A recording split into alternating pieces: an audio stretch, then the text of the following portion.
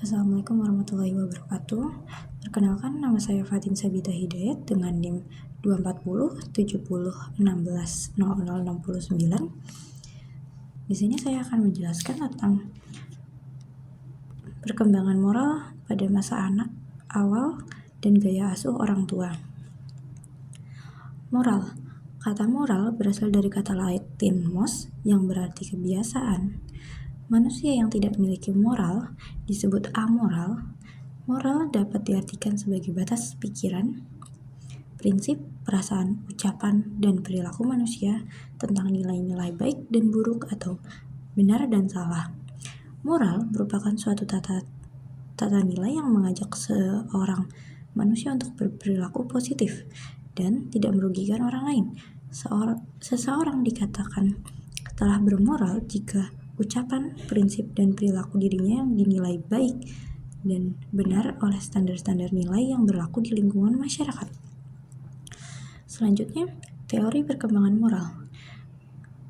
Menurut Kohlberg, ada tahap prakonvensional. Tahap ini itu anak mengetahui tentang baik dan buruk diinterpretasikan melalui reward atau imbalan dan punishment atau hukuman. Yang kedua, teori Kohlberg juga ini tentang individualisme, tujuan, instrumental, dan pertukaran. Menurut anak, apa yang benar adalah sesuatu yang melibatkan dan pertukaran yang serata. Mereka berpikir jika mereka baik kepada orang lain, maka orang lain juga akan baik terhadap dirinya. Selanjutnya, moralitas heteronom. Ini menurut Jean Piaget, penalaran bermoral terkait dengan hukuman ataupun punishment. Anak berpikir bahwa mereka harus patuh kepada aturan karena takut hukuman. Tingkah laku dinilai benar apabila tidak dihukum, dan sebaliknya.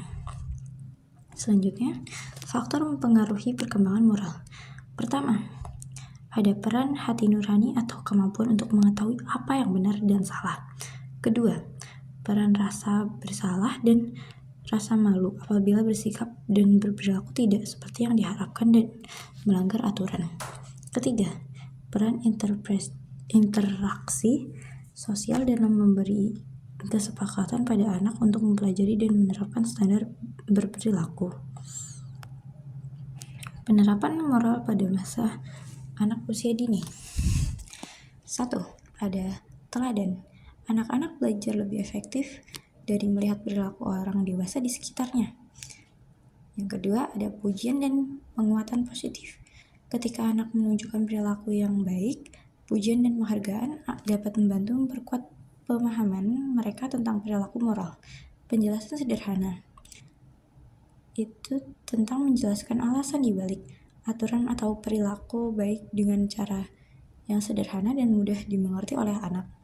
Yang terakhir, cerita dan dongeng. Penggunaan cerita atau dongeng moral dapat menjadikan cara yang efektif untuk menyampaikan nilai-nilai moral kepada anak-anak. Kesimpulannya, perkembangan moral anak pada tahap awal sangat dipengaruhi oleh lingkungan dan interaksi mereka. Pada masa ini, anak-anak belajar tentang aturan dan nilai-nilai sosial yang menjadi dasar bagi perkembangan moral mereka di masa mendatang. Selanjutnya, gaya asuh orang tua. Gaya asuh adalah pendekatan atau metode yang digunakan oleh orang tua dalam membimbing, mendidik, dan berinteraksi dengan anak-anak mereka. Gaya asuh sangat mempengaruhi perkembangan emosional, sosial, dan moral anak. Gaya asuh orang tua dibagi menjadi 4. Yang pertama ada otoritatif. Orang tua otoritatif menerapkan aturan yang jelas tetapi tetap fleksibel.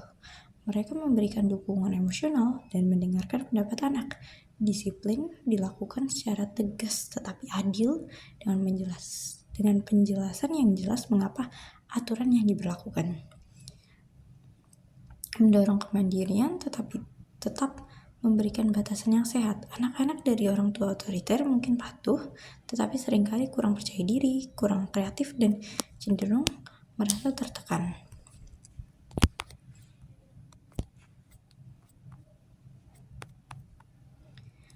Pengaruh kepada anak dengan gaya asuh otoritatif. Pengaruhnya, anak-anak dari orang tua otoritatif cenderung lebih percaya diri, mandiri, dan mampu mengelola emosi dengan baik. Mereka memiliki hubungan yang baik dengan orang lain karena mereka tumbuh dalam lingkungan yang penuh dukungan dan arahan. Contohnya, orang tua yang mengatakan, kamu harus tidur pukul 9 malam agar kamu bisa cukup istirahat untuk bersekolah besok. Bagaimana kalau kita membaca buku bersama sebelum tidur? Itu salah satu contoh dari pola asuh otoritatif. Selanjutnya, pola asuh authoritarian atau otoriter.